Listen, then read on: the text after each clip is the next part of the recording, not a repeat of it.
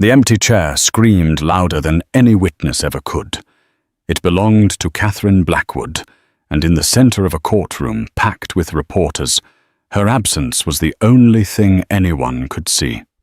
All eyes darted between the vacant seat and her husband, the formidable billionaire Alexander Blackwood, a man whose empire couldn't prevent this very public humiliation. Today was meant to be the end, the final act of a bitter divorce. But as the judge's patience snapped, the drama took an unexpected turn. A bailiff strode forward, bypassing the lawyers, and handed Alexander a single sealed letter from his missing wife. The Honorable Judge Thompson, a man whose face seemed permanently etched with the weariness of other people's misfortunes, peered down from his bench. His gavel had the worn, smooth feel of a river stone, and he tapped it once, a sharp, impatient sound that cut through the low murmur of the courtroom. "Mr. Thorne," he said, his voice a low rumble of authority. "We have been waiting for 20 minutes. Where is your client's wife?" Mrs. Blackwood, Marcus Thorne, Alexander Blackwood's lawyer, rose to his feet. He was a man tailored in ambition, his suit as sharp as his arguments. "Your Honor, we were assured by Mrs. Blackwood's counsel that she would be present. We are as perplexed as the court." He shot a pointed look at the opposing table, where a young, visibly flustered lawyer, Annalise Croft, was staring at her phone with a growing sense of panic. Annalise scrambled to her feet, her voice a little too high. "Your Honor, I've been trying to reach my client Catherine all morning. Her phone goes straight to voicemail. I sent my assistant to her apartment, but there was no answer." A wave of whispers swept through the pews. This was more than just a tardy spouse. This was a disappearing act. The reporters scribbled furiously in their notepads. "Billionaire's wife, a no-show at divorce showdown." The headlines were already writing themselves. Alexander Blackwood himself remained impassive, a statue carved from granite and tailored in Savile Row's finest. He sat with his back ramrod straight, his hands resting on the polished mahogany table before him. His face a handsome but severe landscape of sharp angles and piercing blue eyes betrayed nothing. Only those who knew him well, a circle of individuals so small it could fit in a sports car, would have noticed the almost imperceptible tightening of his jaw. He was a man accustomed to control, to orchestrating every facet of his life, from the fluctuations of the stock market to the temperature of his wine cellar. This was chaos, and he despised it. His marriage to Catherine had been for a time the crown jewel of his meticulously constructed life. She was beautiful, intelligent, and hailed from a family with a pedigree as old as the Mayflower, though their fortunes had long since dwindled. Their wedding had been the event of the social season, a lavish affair on a private island that had graced the pages of every glossy magazine. For 5 years, they were the golden couple. Their lives a curated montage of galas, yachting trips, and philanthropic endeavors. But beneath the shimmering surface, cracks had begun to form. Alexander was a man driven by a relentless, all-consuming ambition. His work was not a job. It was his very essence. He demanded perfection from his employees, from his portfolio, and from his wife. Catherine, once a vibrant artist with a passion for sculpting, had slowly faded into the role of the perfect corporate spouse. Her studio gathered dust while she planned charity dinners. Her laughter, which had once echoed through their cavernous penthouse, became a rare and precious commodity. The petition for divorce had landed on his desk 6 months ago, delivered by a common courier. It had been a declaration of war, a list of grievances that painted him as a cold, controlling monster.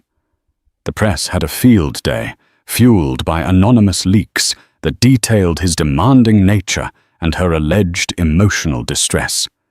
He had been blindsided not by the desire for a divorce. He had felt the chasm growing between them for years, but by the public, vicious nature of it. It was, he felt, a profound betrayal.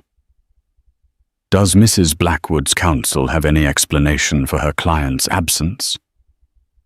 Judge Thompson pressed his gaze, now fixed on Annalise Croft. Is she ill? Has there been an accident? I don't know, Your Honor. Annalise stammered. It's completely out of character. She was adamant about being here today. She wanted to face him. She glanced nervously at Alexander, who met her gaze with an unnerving stillness. Marcus Thorne sighed a theatrical display of exasperation. Your Honor, this is a clear tactic, a last-ditch effort to delay the inevitable and further tarnish my client's reputation. Mrs. Blackwood has been waging a war in the media for months. This is simply another front in that war. The judge looked unconvinced. He turned his attention back to Alexander. Mr. Blackwood, when was the last time you had any contact with your wife? For the first time, a flicker of something, surprise perhaps, crossed Alexander's face. He paused, the silence stretching out. It has been several weeks, Your Honor. All communication has been through our respective legal counsel as per their advice, and you have no idea where she might be. None whatsoever. The words were clipped precise and utterly devoid of emotion. He was a fortress, and its walls were impenetrable. The courtroom door at the back creaked open, and a bailiff, a burly man by the name of Officer Miller, stepped inside. He scanned the room, his eyes landing on Judge Thompson.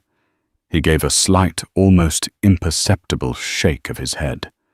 Whatever search had been conducted, it had yielded nothing. Judge Thompson's patience had finally evaporated. He raised his gavel. Given the unexplained absence of the petitioner, I am inclined to grant Mr. Thorne's motion to dismiss, but I will allow a brief recess of 60 minutes. If Mrs. Blackwood has not appeared by then, I will rule. Court is in recess. He banged the gavel, the sound echoing the finality of a closing door. Reporters surged forward, a cacophony of shouted questions aimed at the stoic Alexander and the frantic Annalise. Alexander rose smoothly, ignoring the maelstrom around him. He turned to Marcus Thorne. "Find her," he said, his voice a low command. "I don't care what it takes. Find her." Marcus nodded. "We're already on it, Alexander. My people are making calls. But this feels different. It's not just a stunt." As Alexander turned to leave to retreat to the sterile quiet of a private waiting room, Officer Miller, the bailiff, approached him. He moved with a deliberate, steady gait that brooked no argument. "Mr. Blackwood," he said, his voice respectful but firm. Alexander paused, annoyance clouding his features. "What is it?" "A package was delivered to the courthouse for you this morning, sir. To be given to you only in the event that Mrs. Blackwood was not present when court convened." A jolt, sharp and electric, went through Alexander. He stared at the bailiff, his carefully constructed composure momentarily faltering. A package officer Miller nodded. From the large manila envelope he was carrying, he extracted a smaller, cream-colored envelope. It was thick, expensive-looking cardstock. On the front, in elegant, flowing script, was a single word, Alexander. It was Catherine's handwriting.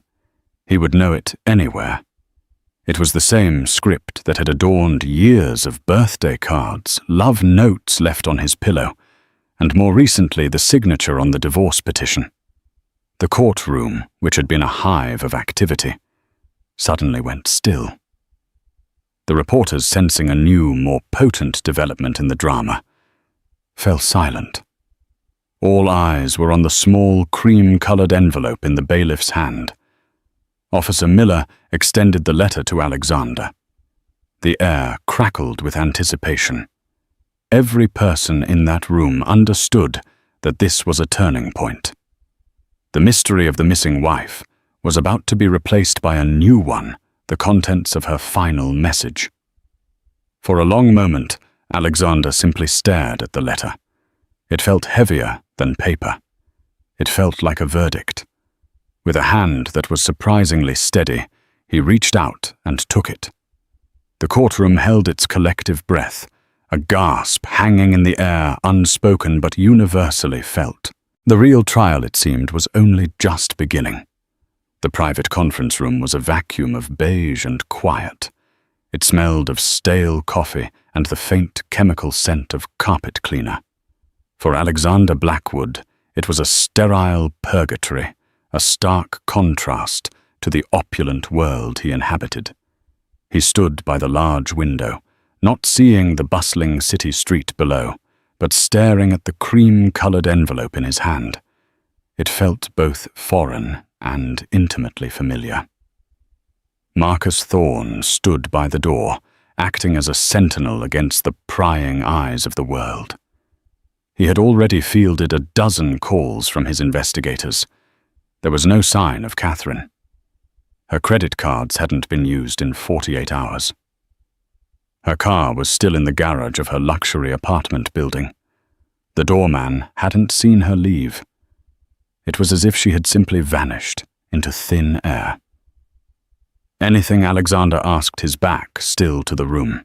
His voice was flat, betraying none of the turmoil that was beginning to churn within him. Nothing, Marcus replied, his tone grim. It's a clean disappearance, Alexander. Too clean. This was planned. Alexander turned from the window, his gaze dropping to the letter. Planned. The word echoed in the silent room. Catherine had planned this. The public divorce filing the media leaks the dramatic courtroom absence. And now, this, a final calculated move in a game he hadn't even realized he was playing so poorly. He had always underestimated her. He saw her as an asset, a beautiful and graceful complement to his own power. He had admired her intelligence, but he had never truly respected her cunning. He had mistaken her quiet compliance for weakness, her artistic temperament for fragility. Now he was beginning to see the steel that lay beneath the silk. It was a humbling and deeply unsettling revelation. Open it, Marcus urged gently. It's the only move we have left. Alexander sank into one of the uncomfortable conference room chairs. He ran his thumb over the wax seal on the back of the envelope. It was unbroken, embossed with a delicate, stylized C. A seal he had commissioned for her himself, a birthday gift in their second year of marriage. She had loved it.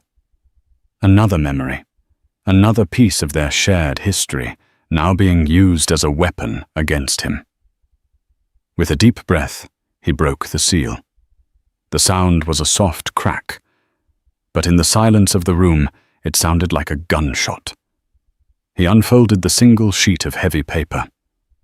The same elegant, flowing script covered the page. He began to read. Alexander, if you are reading this, it means I did not have the courage to face you. Or perhaps I finally found the courage to not face you.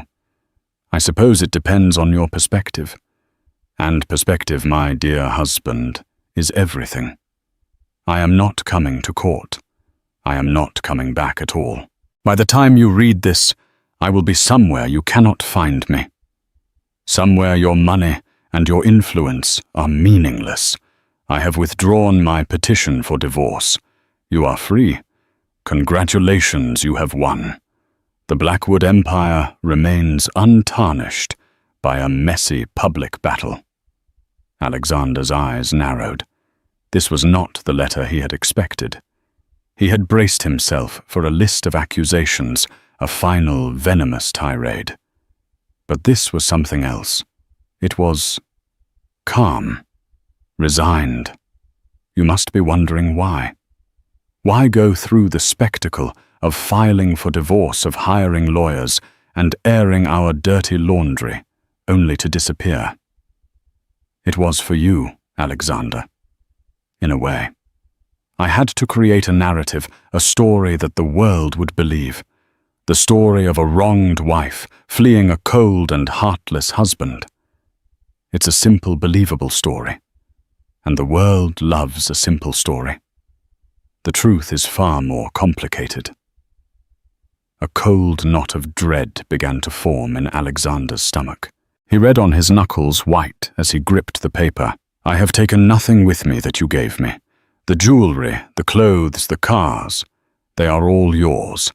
The money in our joint accounts remains untouched. The contents of my personal safe are now in the possession of my lawyer, Ms. Croft. She has been instructed to turn them over to you. I imagine you will find them illuminating. There is one thing, however, that I did take, something that was never truly yours to give, but which I could not bear to leave behind. I have enclosed a key. It opens a storage unit at a facility in Queens. The address is on the tag. What you find there is my final statement in the matter of our marriage. Do not send your lawyers, Alexander. Do not send your investigators. Go yourself. Go alone. If you have ever felt anything for me, even a flicker of the love you once professed, you will honor this one last request. Goodbye, Alexander. Catherine. Taped to the bottom of the page was a small silver key on a simple paper tag. An address was scrawled on it in the same perfect script. Alexander let the letter fall to the table. The room was spinning. This was a masterclass in manipulation. She had not only disappeared, but she had also left him a breadcrumb trail, a mystery he was compelled to solve. She had framed her departure as a flight from his cruelty, ensuring that public opinion would be firmly on her side. She had renounced all financial claims, a move that would make him look even more like a villain if he contested it. And she had left him with a final, tantalizing puzzle. "What is it?" Marcus asked, stepping forward. "What does it say?" Alexander pushed the letter across the table. He watched as Marcus's eyes scanned the page, his expression shifting from confusion to shock, and finally to a grudging respect. "My God," Marcus breathed. "She's brilliant. She's completely outplayed us. She's martyred herself and left you holding the bag. Publicly, you're the monster she fled from. Legally, she's asked for nothing, so there's nothing to fight. She's checkmated you, Alexander." Alexander stood up, a storm brewing in his blue eyes. He was no longer the impassive statue from the courtroom. He was a predator who had just realized he was the one being hunted. He snatched the key from the table. "This isn't over," he growled. "What are you going to do?" Marcus asked, alarmed. "You can't go there. It's a trap. She's setting you up for something." "It doesn't matter," Alexander said, his voice dangerously low. "She wants me to go alone. Fine. I will play her game. But I will win. I always win." He turned and strode towards the door, ignoring Marcus's protests. He had to know. He had to see what she had left for him in that storage unit. It was a compulsion, a burning need to understand the woman he had been married to for 5 years. The woman he now realized he had never known at all. As he left the courthouse, the reporters surged towards him again, a wall of cameras and microphones. He pushed past them, his face a mask of thunderous resolve. He didn't go to his waiting chauffeured car. Instead, he hailed a yellow cab, a move so out of character that it left the press momentarily stunned into silence. "Where to, Mac?" the cab driver asked, chewing on a toothpick. Alexander gave him the address in Queens. The driver raised an eyebrow. It wasn't the usual destination for a man in a $10,000 suit. As the taxi pulled into the chaotic New York traffic, Alexander leaned back against the worn vinyl seat. The city flashed past his window, a blur of concrete and humanity. But all he could see was Catherine's face, her enigmatic smile, and the ghost of her handwriting. He had spent his life building an emerald of certainty, of facts and figures, and predictable outcomes. Catherine had just plunged him into a world of unknowns, a labyrinth of her own making. And he knew with a chilling certainty that at its center he would not find a treasure, but a monster. He just didn't know if the monster would be her or him. The journey to Queens was a descent into another world. The sleek glass and steel towers of Manhattan gave way to the brick and brownstone of the outer borough. The streets grew wider, the buildings lower, the air thicker. It was a part of the city Alexander only ever saw from the window of his private helicopter. Being on the ground in the back of a rattling taxi felt like a violation, a stripping away of the layers of power and privilege that insulated him from the messy reality of everyday life. He clutched the key in his pocket, the metal cool against his skin.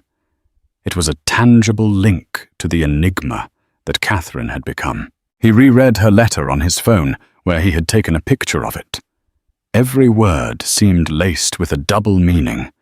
Every sentence a carefully crafted move on a chessboard he was only just beginning to comprehend.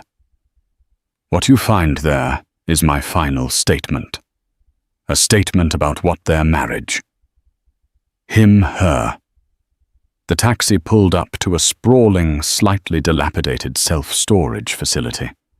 "You store it" was painted in faded red letters across the corrugated metal facade. It was a place for forgotten things, for lives packed into cardboard boxes and locked away. It was the last place on earth he would have ever expected to find a message from his glamorous, sophisticated wife. He paid the driver and got out the humid summer air, hitting him like a physical blow. He stood for a moment, taking in the rows of identical garage-like doors. A sense of profound unease settled over him. Marcus was right. This was a trap. But not going was not an option. It would be an admission of defeat, a concession to her control. He found the unit number on the key's tag, B147. He walked down the long, echoing corridor, the sound of his expensive leather shoes loud against the concrete floor. The air was cool and smelled of dust and damp. He found the unit, a standard-sized roll-up door, secured with a heavy-duty padlock. His key slid into the lock with a well-oiled click. He took a deep breath like a diver about to plunge into dark water and rolled up the door. The fluorescent light from the corridor spilled into the dark space, revealing nothing. The storage unit was completely empty. A bare concrete floor, bare cinder block walls. Alexander stared, his mind reeling with confusion. Was this the game? A wild goose chase? A final insulting joke at his expense, he stepped inside his eyes, scanning every inch of the space. There was nothing. No boxes, no furniture, no hidden clues. Just an empty room. Rage, hot and sharp, flared in his chest. He had been played. He had allowed her to manipulate him, to lead him to this pathetic, empty box. He clenched his fists, a low growl of frustration escaping his lips. Then his eyes caught it. Taped to the far wall at eye level was a single small photograph. It was almost invisible in the gloom. He strode over to it, his heart beginning to pound a heavy, frantic rhythm. He pulled the photo from the wall. It was a picture of a child A little girl, no older than 4, with wide, curious eyes and a bright, joyful smile. She was sitting on a swing in a park, her small legs kicking with glee. Her hair was the same shade of honey blonde as Catherine's. The eyes, a warm, gentle brown, were also hers. But the set of her jaw, the determined tilt of her chin, that was his. Alexander felt the air leave his lungs. He stumbled back, his hand finding the wall for support. It couldn't be. They had never had children. They had never even seriously discussed it. His career, his empire, had always been the priority. It was an unspoken understanding between them. A child would have complicated things, disrupted the perfect, orderly life he had built. He fumbled for his phone, his fingers trembling as he turned on the flashlight. He shone it on the wall where the photograph had been. And then he saw it. Scrawled on the concrete in what looked like charcoal was a single name, Lily. Beneath the name was a date of birth. It was 4.5 years ago, a date that seared itself into his memory. He had been in Shanghai for 2 weeks, closing the biggest deal of his career. He remembered calling Catherine, her voice sounding distant and tired. He had attributed it to the time difference to her own busy schedule. He had been so consumed with his own triumph that he had failed to hear the tremor of pain in her voice. The truth hit him with the force of a physical blow. Catherine had been pregnant. She had had their child, a daughter, and she had kept it a secret from him for 4 years. The emptiness of the storage unit suddenly made a terrible, devastating sense. It wasn't about what was in it. It was about what wasn't. It was a symbol of the emptiness of their marriage, the vast, secret space that had existed between them. It was a monument to the child he had never known. He sank to the floor, the photograph clutched in his hand. The image of the smiling little girl blurred as his eyes filled with tears. For the first time in his adult life, Alexander Blackwood wept. He wept for the daughter he never knew he had, for the years he had lost, for the lies and secrets that had formed the very foundation of his life. He wept for Catherine, not with anger, but with a profound, aching sorrow. He had thought her his possession, his beautiful, perfect wife. But she had a whole other life, a life that was infinitely more precious than anything he could have ever given her. He didn't know how long he sat there on the cold concrete floor, the silence of the storage unit, a deafening roar in his ears. The anger had evaporated, replaced by a hollow, cavernous grief. He had been so blind. He had prided himself on his ability to see every angle, to anticipate every move. But he had missed the most important thing of all. Finally, his phone buzzed in his pocket. He ignored it. It buzzed again, insistent. With a shaking hand, he pulled it out. It was a message from a number he didn't recognize. He opened it. There was another photograph. This one was of Catherine.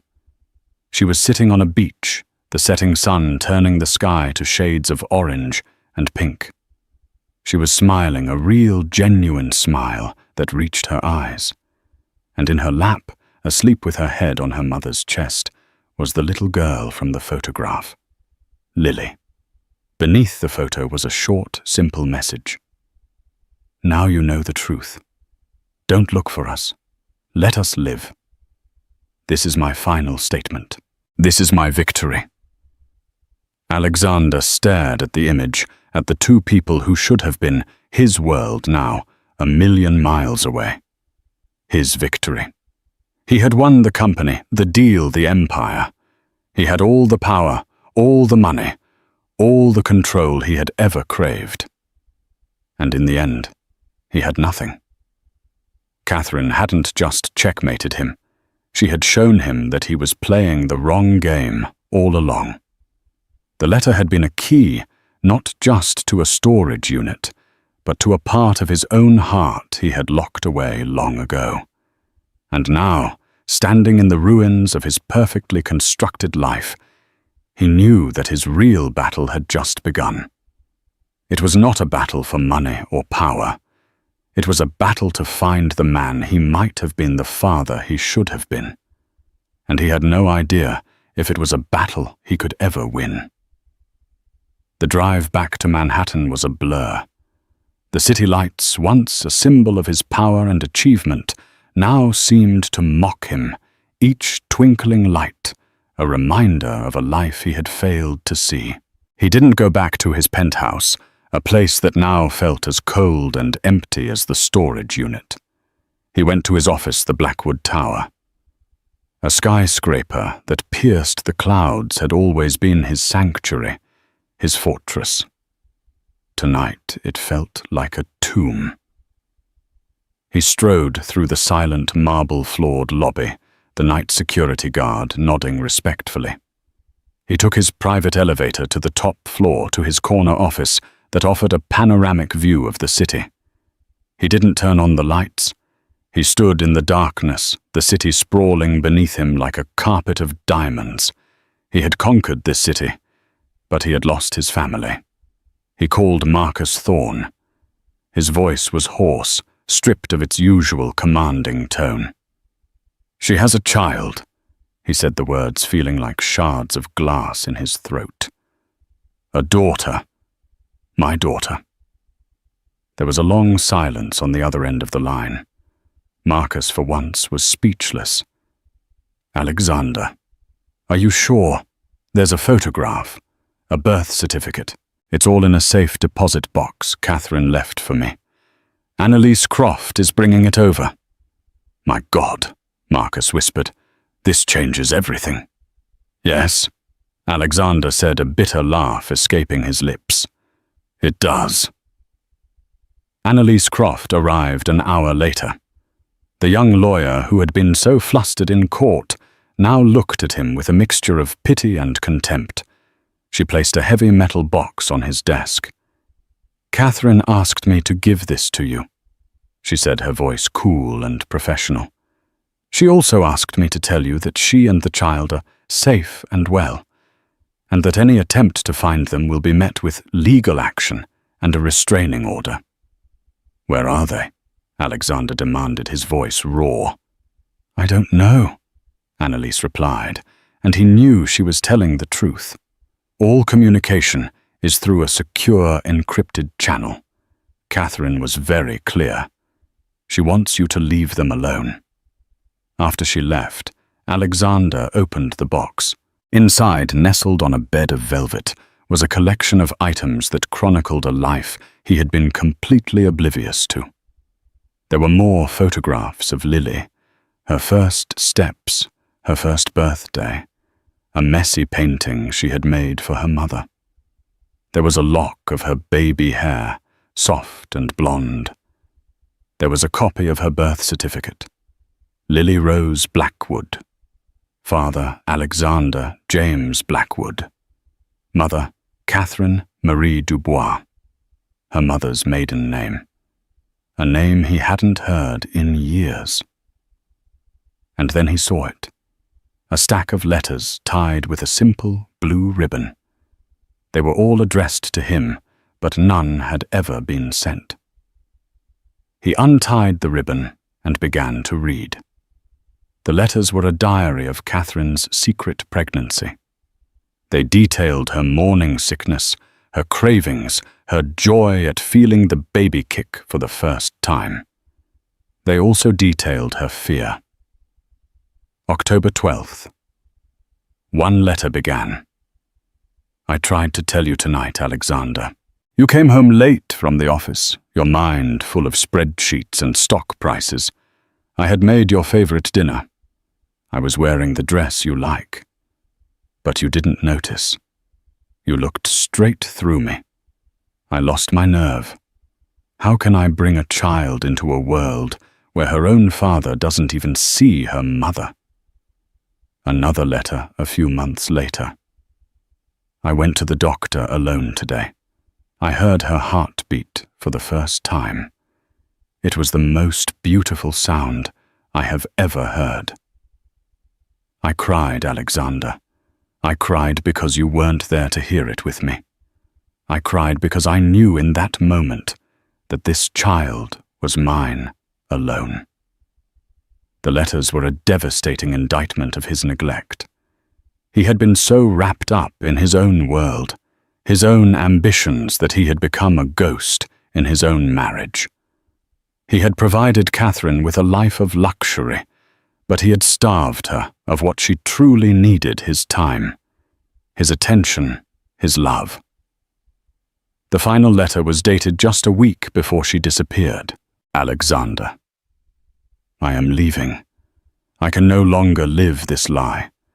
I have given you 5 years of my life. I have played the part of the perfect wife. But I am a mother now, and my only duty is to my daughter.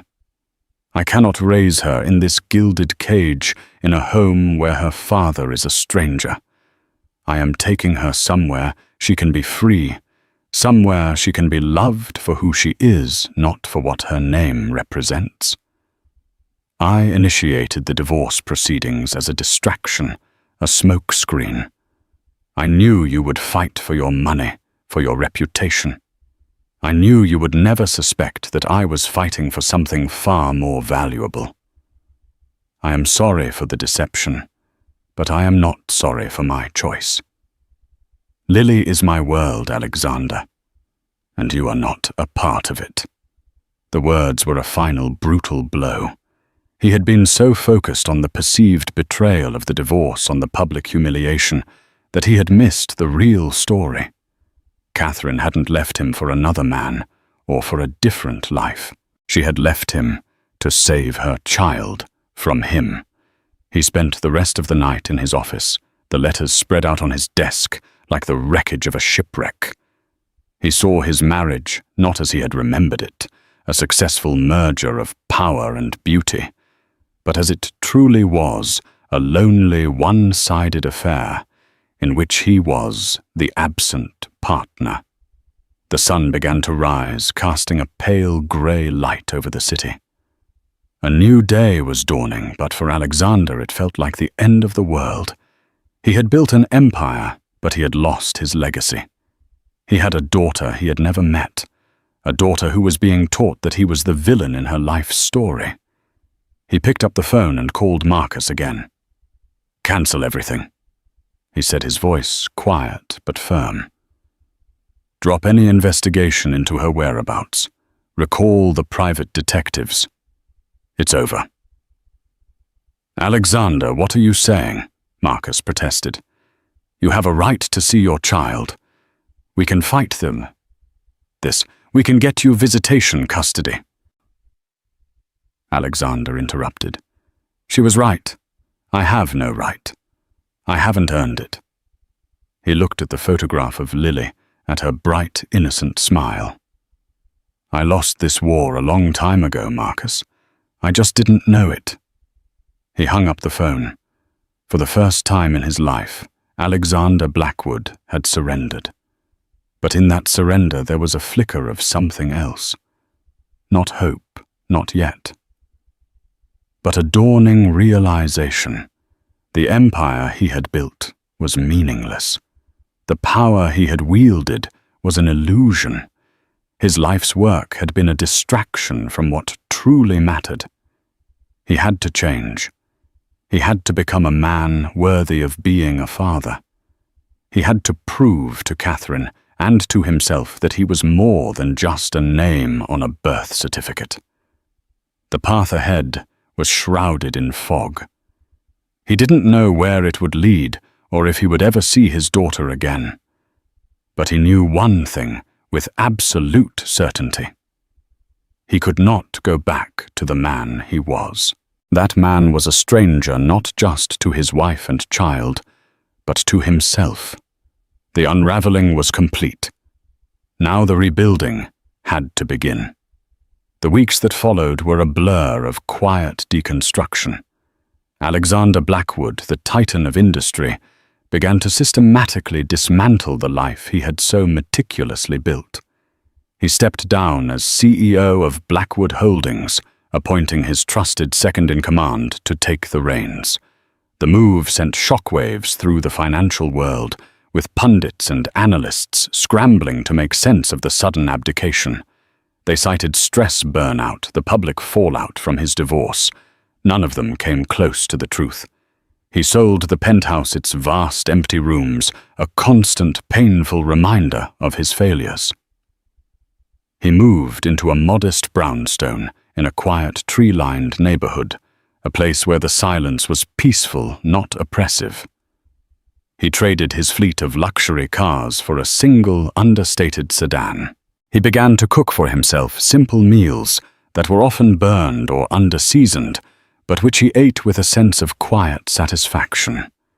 He was learning to live again one small, clumsy step at a time. He did not try to find Catherine and Lily. He honored her request, a painful but necessary penance. Instead, he began a different kind of search.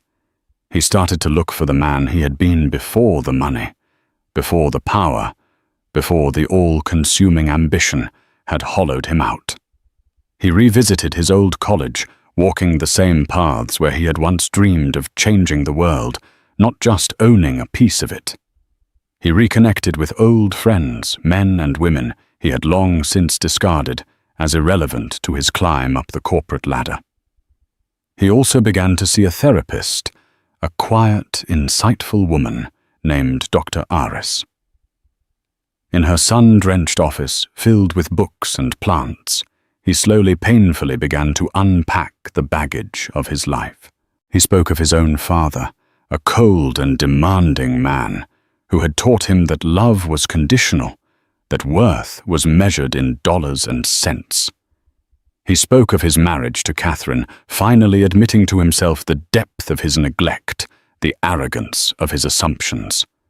"You spent your life building walls to protect yourself," Dr. Aris told him one afternoon. "Now you must learn to build bridges." And so he did. He started a foundation not in his own name, but in his mother's, a gentlewoman he had loved but had never truly known. The foundation was dedicated to supporting single mothers and their children, providing them with housing, education, and legal aid. It was his silent apology to Catherine, his tribute to the daughter he could not be with. He poured his energy, his resources, and his considerable business acumen into the project.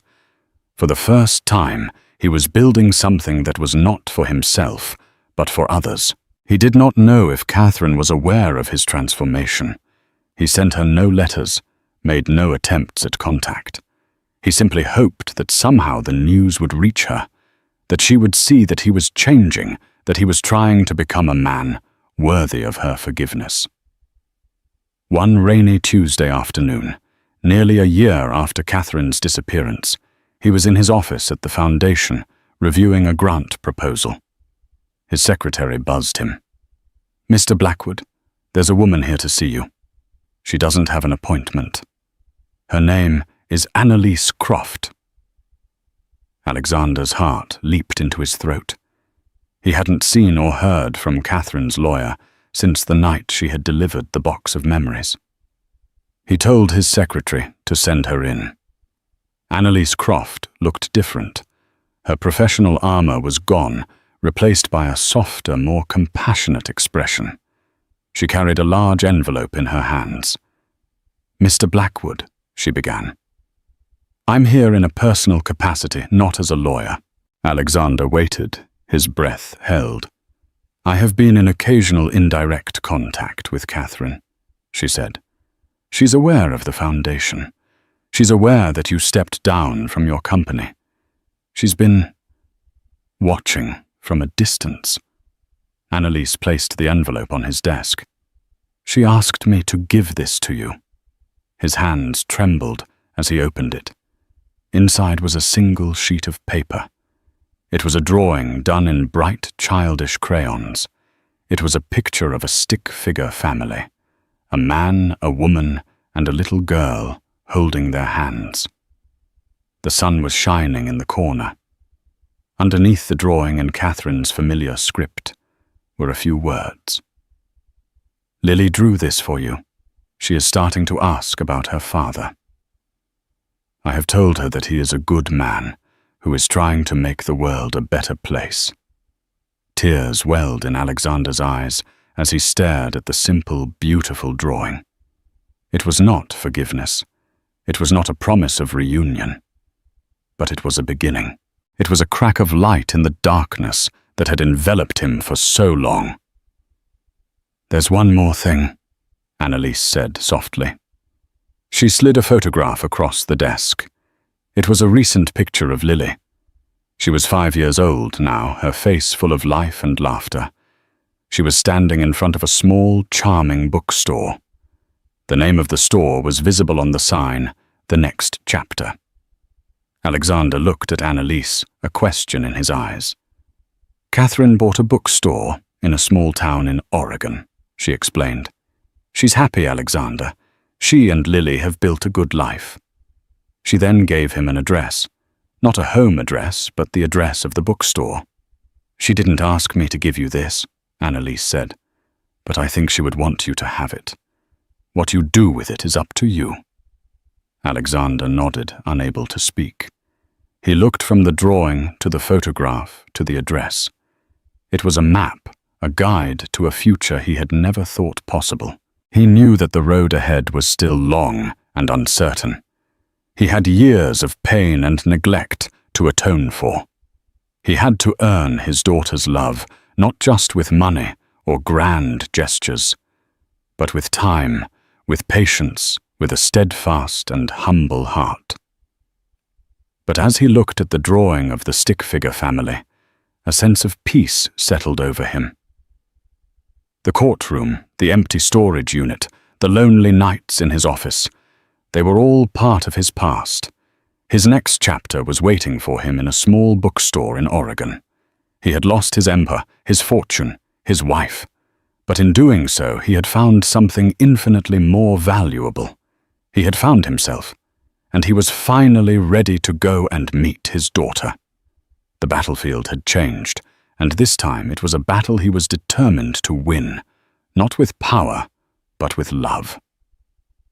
The address sat on his desk for a week, a single slip of paper holding the weight of a world he desperately wanted to enter. It wasn't a summons or a demand, but an invitation so quiet it was almost a whisper. For a man who had built his life on aggressive takeovers and decisive action. The path forward required a terrifying new strategy. Patience. He didn't take his private jet. The thought of descending from the sky into this new life felt like a violation, an arrival of the old Alexander, not the new one he was painstakingly trying to build. Instead, he drove. He left his New York brownstone in the pre-dawn quiet, sliding behind the wheel of his simple sedan, and headed west. The journey was a long, unfolding confession. As the skyscrapers of the East Coast gave way to the sprawling heartland, and then to the majestic, rugged peaks of the Rockies, the miles peeled away layers of his former self. He listened to the radio, not the financial news, but local stations filled with country music and town bake sales. He ate at roadside diners, the coffee bitter and strong, the conversations of the people around him, a tapestry of everyday life he had never been privy to. He was no one out here, just another traveler on a long road, and the anonymity was a balm to his scarred soul. In the quiet solitude of the drive, he rehearsed conversations with a daughter he'd never met, and a woman he was only just beginning to understand. The words always failed him, sounding hollow and insufficient. He arrived in Meadow Creek, Oregon, on a crisp autumn afternoon. The town was nestled in a valley surrounded by a dense forest of pine and fir trees that climbed the sides of the sleeping mountains. The air smelled of damp earth, wood smoke, and the faint, sweet scent of decaying leaves. It was so different from the metallic tang of New York that it felt like breathing for the first time. He checked into a small, unassuming motel on the edge of town, the kind with a flickering neon sign and worn floral bedspreads. For 2 days, he simply existed in the town. He walked its streets, his hands in his pockets, observing the rhythm of the place. People smiled and nodded as they passed. Shopkeepers greeted customers by name. It was a community, a real one, built on connection and shared history. He saw the life Catherine had chosen, a life of quiet substance over noisy spectacle. It was a life he could have given her had he not been so blinded by his own ambition. On the 3rd day, he found it. The next chapter. It was even more charming than in the photograph. A corner bookstore with a deep green awning and large picture windows that glowed with a warm, inviting light. A chalkboard sign out front read, "A book is a dream that you hold in your hands." Neil Gaiman. He didn't go in. His courage failed him. The man who had faced down hostile boards and ruthless competitors found himself paralyzed by the thought of walking through that door. He sat on a bench in the small park across the street, a silent sentinel hidden in plain sight. And then he saw her. The little bell above the door chimed, and Catherine stepped out, a tote bag slung over her shoulder. She looked radiant. The carefully constructed elegance he remembered was gone, replaced by a natural, easy grace. She wore jeans, a simple sweater, and her hair was tied back in a loose ponytail. She was laughing, her head tilted back as she spoke to an elderly woman who was leaving with her. It was the laugh he remembered from their first year together, the one he hadn't heard in almost a decade. It was a sound that pierced him to the core. A moment later, the bell chimed again. A small figure with honey-blonde pigtails bounced out of the store, clutching a brightly colored picture book. Lily. Alexander's breath caught in his throat. It was her. The smiling girl from the photograph, brought to vibrant, breathtaking life. She ran to Catherine, wrapping her arms around her mother's legs. Catherine leaned down and kissed the top of her head, murmuring something that made Lily giggle. He couldn't move. He couldn't breathe. Every instinct screamed at him to run across the street, to fall to his knees to say her name. Lily. But his feet were rooted to the spot. He was an intruder here, a ghost from another life. To appear now would be to shatter this perfect, peaceful moment. It would be an act of selfishness, the very sin he was trying to exorcise. He watched as Catherine took Lily's hand, and they began to walk down the street, their steps perfectly in sync. He watched them until they turned a corner and disappeared from view. The silence they left behind was profound. In that moment, staring at the empty street, Alexander felt the full, crushing weight of his loss, but also the first fragile bloom of a new kind of hope. The old Alexander would have used his power and wealth to force a reunion, to claim what was his. But that man was gone. The new Alexander understood. He couldn't just appear and expect to be welcomed into their story. He had to earn his page. He would not leave. He would stay in this small town on this quiet bench for as long as it took. He would find a way to show Catherine he had changed, not with words, but with deeds. He would become a part of this community she loved. He would build a bridge, one quiet, patient, honorable stone at a time. The journey across the country was over. The real journey, the one across the 20 yards of pavement that separated him from his daughter, had just begun. The story of Alexander and Catherine is a powerful reminder that the greatest battles are not fought in the courtroom or the boardroom, but within the human heart. It's a story of loss, redemption, and the surprising paths we must walk to find our true selves. If this journey from a cold billionaire to a hopeful father moved you, imagine the other stories of love, betrayal, and family secrets waiting to be told. Don't miss out.